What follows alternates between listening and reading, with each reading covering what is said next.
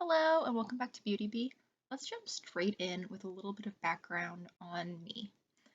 Though I have worn eyeshadow pretty regularly for about 7, maybe more like 8 years at this point, I've only recently ventured out from neutrals and conquered my fear of color. I say conquered, but that's a strong word.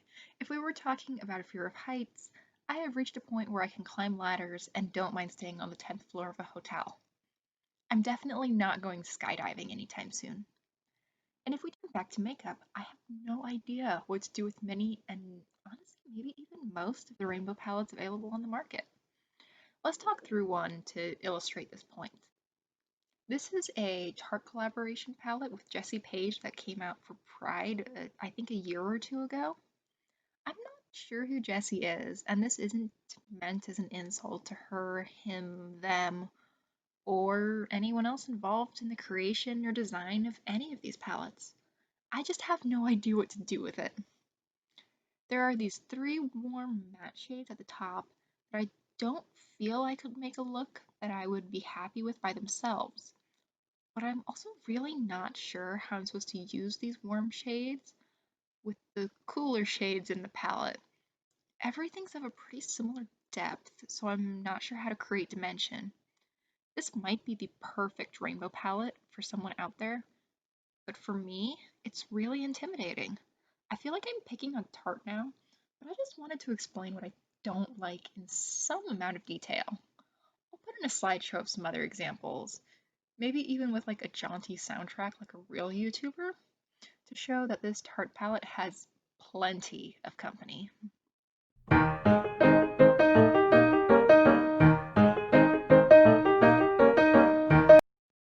There are good examples out there though.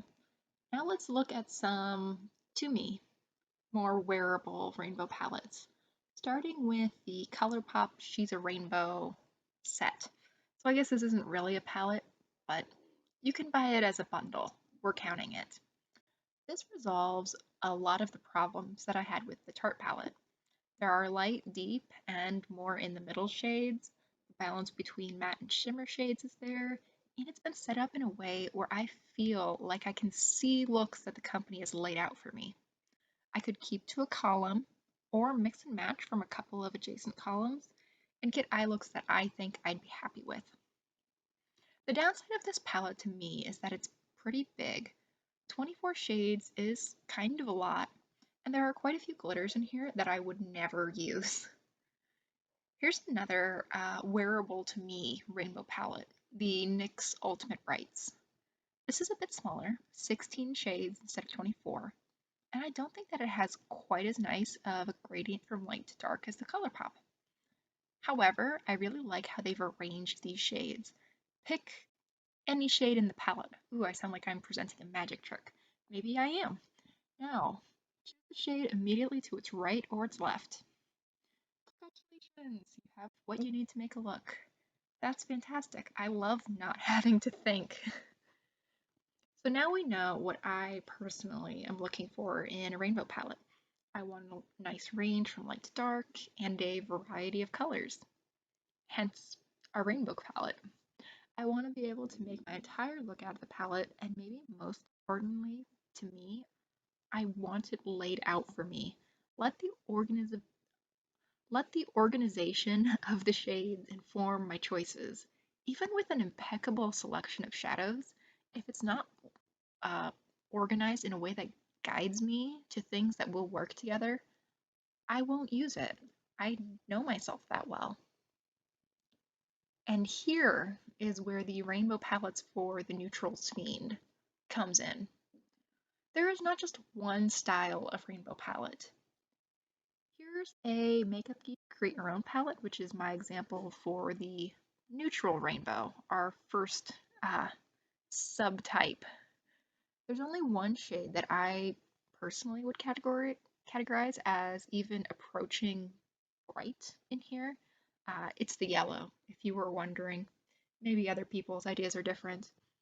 And you could get a variety of looks out of this palette that I think would be appropriate for most jobs, including office jobs. The two harder to wear to the office shades, at least in my mind, the yellow and the shimmery blue, Would both be fun to pull in at night or on the weekend. And on some skin tones, I think that yellow is a really easy, flattering, almost neutral shade. Unfortunately, that's not me, but good luck to others. This is a fairly colorful palette. It's a rainbow after all, but it's still neutral. I'll try to find a few pre-made palettes that give a similar vibe and put them at the end of each section, probably with even more music. I just want to illustrate uh, these categories with a build your own palette because then I can really cater it to exactly the points I want to make. But that doesn't mean that there aren't pre-made existing options in the world. And I'd like to show you guys a few of those as we're talking through them.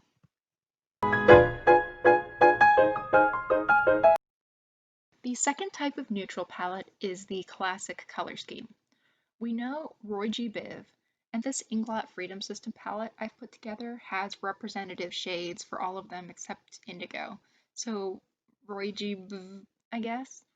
I don't really know what to do without a vowel in there to guide me. I need direction, okay? That's kind of the motif of this video. Anyway, it's pretty straightforward, but I've made sure to alternate matte and shimmer shades. You can definitely choose a shimmer, take the matte right above or below it, have the basic building blocks of a look. Or, in a similar vein, imagine walking around the perimeter of this palette. Pretty much any three shades you would come to in sequence could also work together really nicely. I feel like this is more an extension on the previous category than something truly different, but it's my video, so I get to split things up however I want. This Lethal Cosmetics palette is the classic color scheme accompanied by neutrals. Yay, neutrals! They make me feel like Dorothy post clicking those ruby slippers, and by the way, I do know there's silver in the book. They're kind of fun if you haven't read them. Highly suggest. Where was I? Oh yeah, the relief of coming home after you're finding yourself very far away. I think the addition of neutrals can make it easier to visualize where to take a look.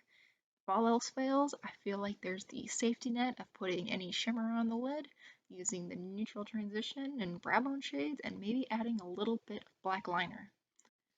Could this lead to someone like me really relying on those neutrals instead of utilizing the rainbow to its fullest?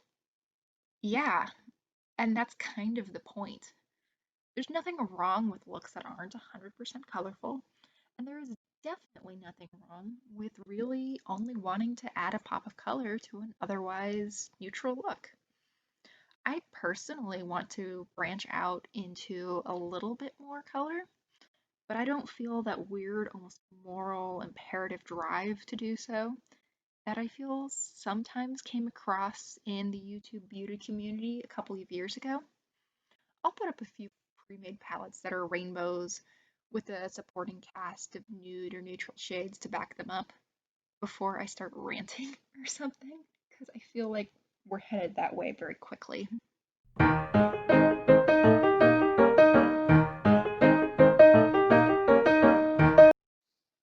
Now we move on to the more unusual rainbow palettes. Instead of being this pretty pure take on the rainbow, the true primary and secondary colors, these instead add quite a bit of white to make these bright shades in this Lethal Cosmetics palette, or more black, like the grungier, murkier rainbow you'll see in just a few seconds. I've implemented the same strategies with these palettes as I did in the classic rainbow, keeping a good balance of mattes and shimmers, incorporating a nice spectrum of depth in the shadows, arranging the shadows in a way that, to me, serves as a roadmap to looks I'll actually wear. By the way, the palette I'm showing right now is another Inglot Freedom System palette. I'm not sure I mentioned that earlier. Cue the slideshow.